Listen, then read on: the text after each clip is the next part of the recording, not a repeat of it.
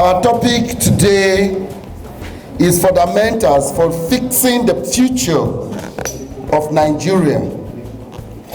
And this is the 10th leadership lecture series, an unveiling of the Get Involved book, Army Resource Center, Abuja, on this October 4, 2022. My name is Reverend Father Cornelius Omonokhua. To fix the future, there is need to look at the past. A SWOT analysis is important to examine our strengths, weaknesses, opportunities, and threats. We need to know where we are and where we are coming from if we must fix the future. Let us look at these selected lines from the Nigeria national item of 1960 to 1978. Nigeria, we hail thee. Our own dear native land. Though tribe and tongue may differ, in brotherhood we stand. Our flag shall be a symbol that truth and justice reign in peace or battle, honor, and these we count as gain. To pass on to our children a banner without stain, O God of all creation. Grant this our one request, help us to build a nation where no man, where no woman, where no one is oppressed. This theme, fundamentals for fixing the future of Nigeria, reminds me of the novel Roots by Alex Haley, a story of Kunta Kinte, a Gambian who was born in 1750, enslaved and taken to America, where he died in 1822. As a growing child, Kunta Kinte enjoyed the African values of freedom, love, and hospitality in his village. This enabled Kinte to grow gracefully. He became a warrior who was educated, clever, skilled, strong, resilient, and proud. He was of immense courage. His spiritual fortitude positively empowered him such that he did not use his energy and opportunities for crime. This was because he had a space to grow in an environment that allows peaceful coexistence. He acquired the virtues that empowered him to endure his slavery. 10 years later, in 1782, during the American Revolutionary War, Kunta Kinte escaped and was enlisted into the British Army. He fought on the side of the British Army against his captives. That made him a hero that the younger generations would look up to.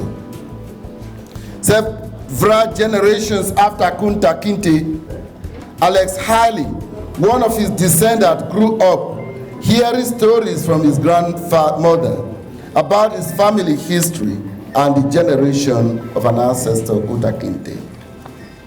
He decided to trace his family lineage back to his origin.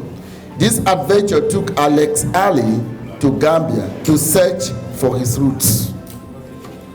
We are here today to see if we can rediscover our roots in the Nigeria we hailed in our national item of 1960 until 1978.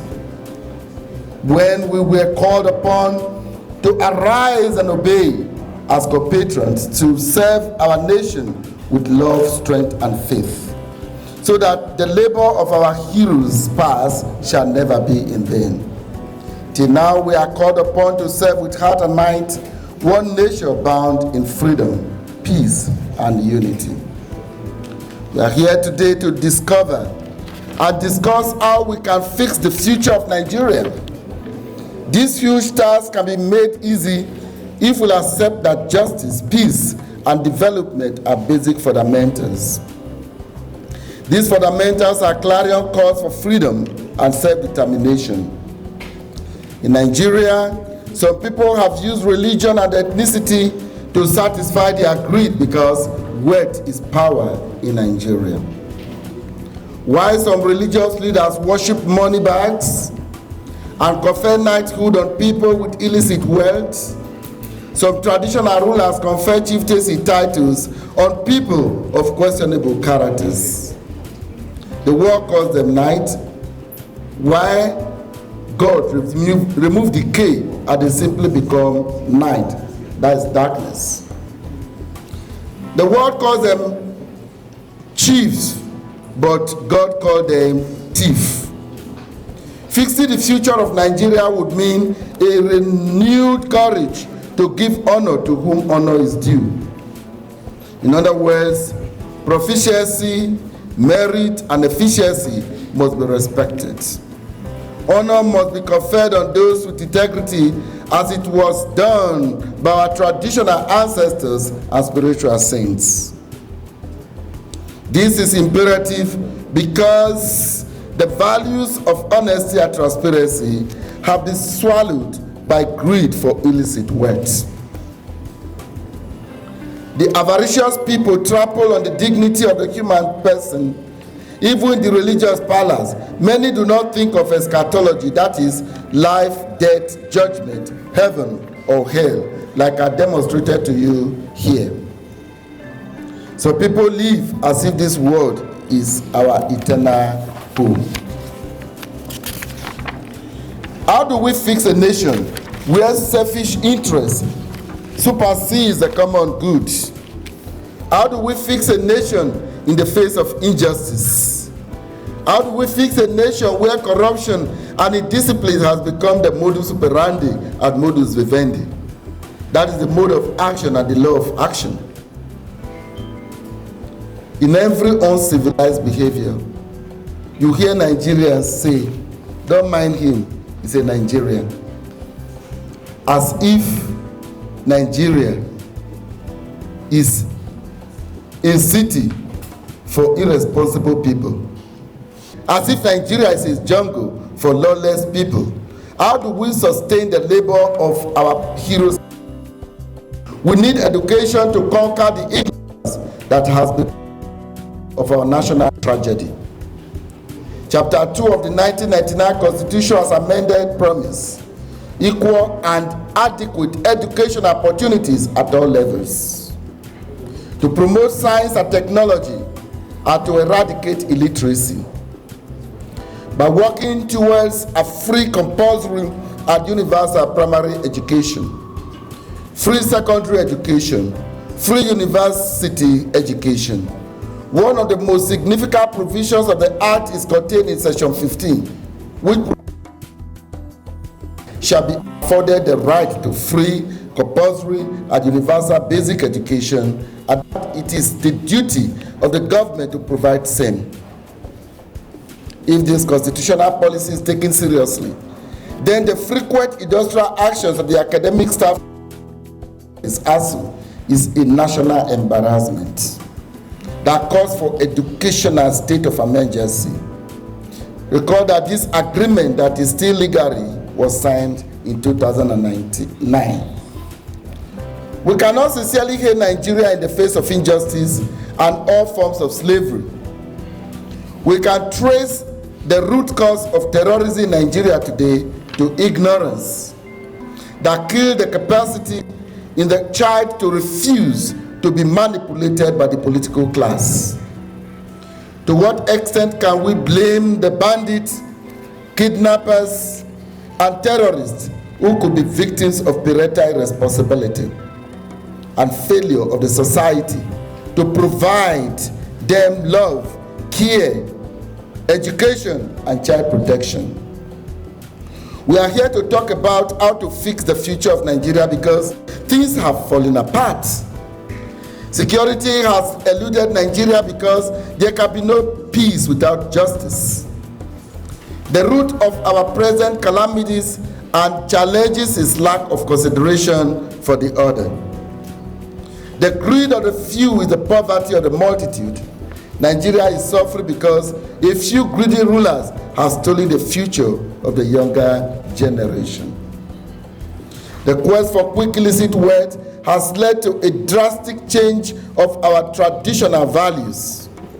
The antidote to this malady in the process of fixing the future of Nigeria is a radical change of attitude, change of values, and mental re-engineering.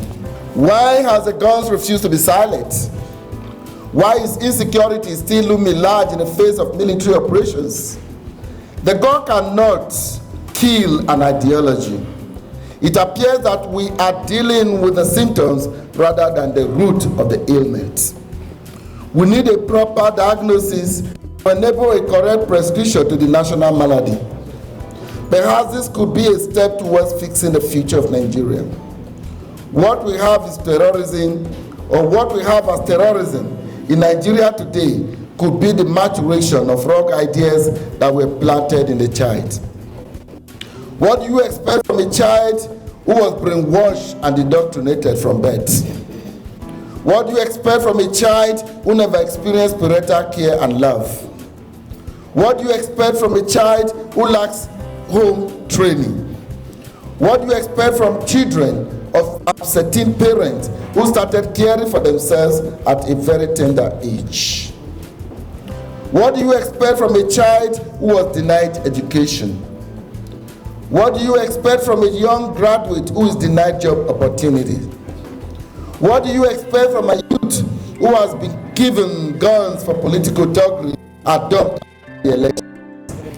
What do you expect from a child whose horizon does not grow beyond his tribe and religion? What do you expect from a youth whose future has been stolen by greedy rulers? We are here today to search for a way forward. We are here to think of how the captives can gain freedom. How do we reconstruct a bright future and hope in this sinking Titanic? How do we begin to build trust in one another and in our political leaders?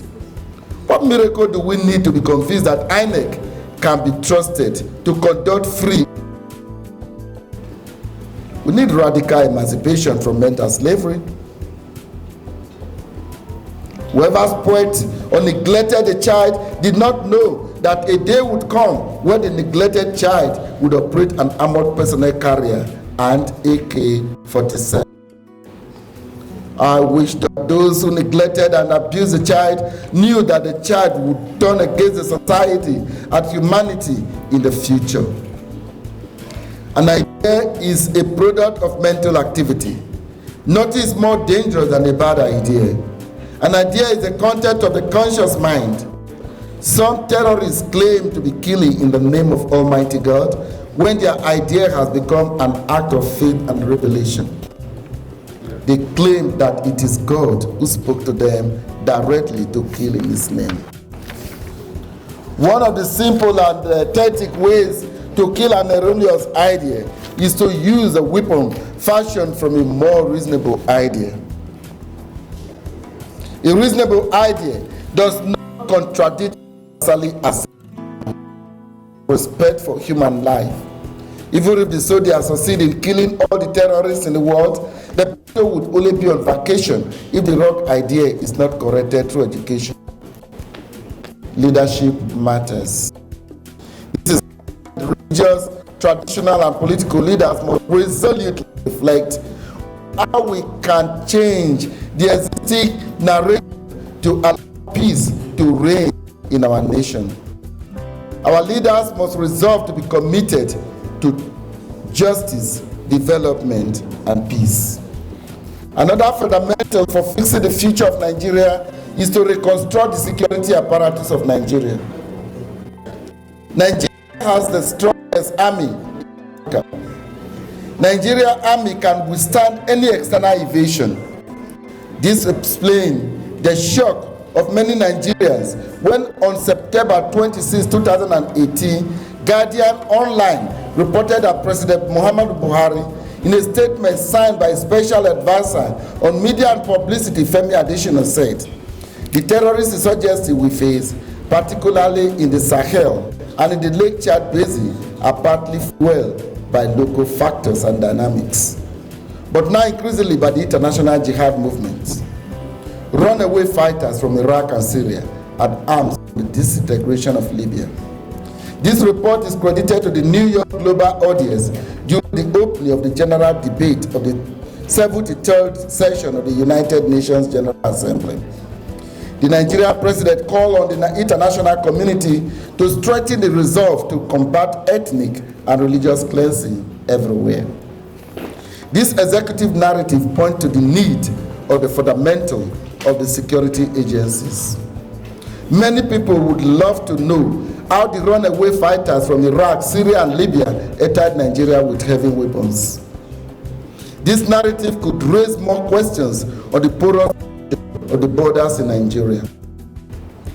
The narrative could also assist partners of interreligious dialogue to explore how political violence has taken the form of ethnic and religious cleansing in Nigeria. Who is benefiting from insecurity in this country? If the staff of the Nigeria Customs Service are either Christians, Muslims, or adherents of the traditional religions, could they not be guided by the ethics of their religion?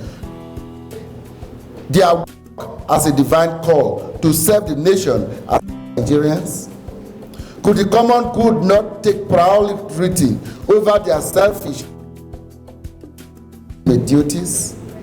Other fundamentals are vigilance, surveillance, and sacrifice for the nation. What can we take away from this explanation of the Controller General of Nigeria Customs Services?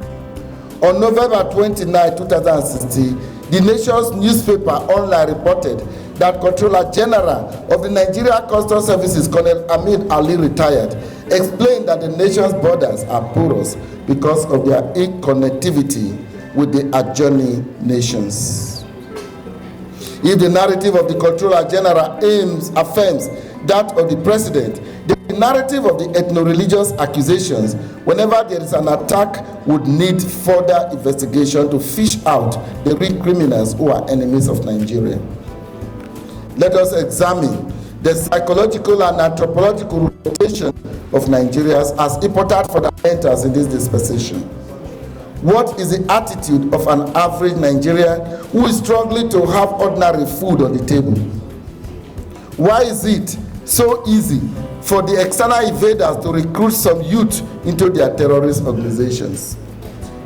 What is the attitude of an average Nigerian who is struggling to have food on his table? What is the role of hunger in this whole narrative? Does hunger have a religion or tribe?